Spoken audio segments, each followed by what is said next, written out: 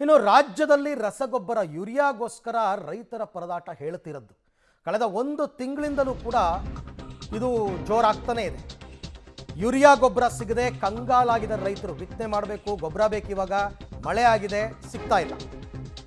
ಹಾಗಾಗಿ ಟೈರ್ಗೆ ಬೆಂಕಿ ಹಚ್ಚಿ ರಸ್ತೆ ತಡೆದು ಪ್ರತಿಭಟನೆ ಮಾಡಿದ್ದಾರೆ ದಾವಣಗೆರೆಯಲ್ಲಿ. ದಾವಣಗೆರೆ ಜಿಲ್ಲೆ ದಾವಣಗೆರೆ ತಾಲೂಕು ಅಣಜಿ ಗ್ರಾಮದಲ್ಲಿ ರೈತರು ಈ ರೀತಿ ಆಕ್ರೋಶ ವ್ಯಕ್ತಪಡಿಸಿದ್ದಾರೆ. ಜಗಳೂರು ರಸ್ತೆಯ ಅಣಜಿ ಸರ್ಕಲ್ನಲ್ಲಿ ಪ್ರತಿಭಟನೆ ಮಾಡಿದ್ದಾರೆ. ಗೊಬ್ಬರದ ಅಂಗಡಿ ಬಂದ್ ಮಾಡಿಸಿ ಆಕ್ರೋಶ ವ್ಯಕ್ತಪಡಿಸಿದ್ದಾರೆ. ನೂರಾರು ರೈತರು ಒಂದೊಂದು ಎರಡೆರಡು ಚೀಲ ಗೊಬ್ಬರ ಕೂಡ ಸಿಗ್ತಿಲ್ಲ ಅವರಿಗೆ. ರಸ್ತೆ ತಡೆದು ಟೈರ್ಗೆ ಬೆಂಕಿ ಹಚ್ಚಿದರೆ ಒಂದು 50ಕ್ಕೂ ಹೆಚ್ಚು ರೈತರು. ಕೇವಲ ದಾವಣಗೆರೆ ಅಂತಲ್ಲ, ಹಲವಾರು ಜಿಲ್ಲೆಗಳಲ್ಲಿ ಈ ಸಮಸ್ಯೆ ಆಗಿದೆ. ಸರಿಯಾದ ಸಮಯಕ್ಕೆ ರಸಗೊಬ್ಬರ ಪೂರೈಕೆ ಮಾಡೋದಕ್ಕೆ ಆಗ್ತಾ ಇಲ್ಲ ಸರ್ಕಾರಕ್ಕೆ.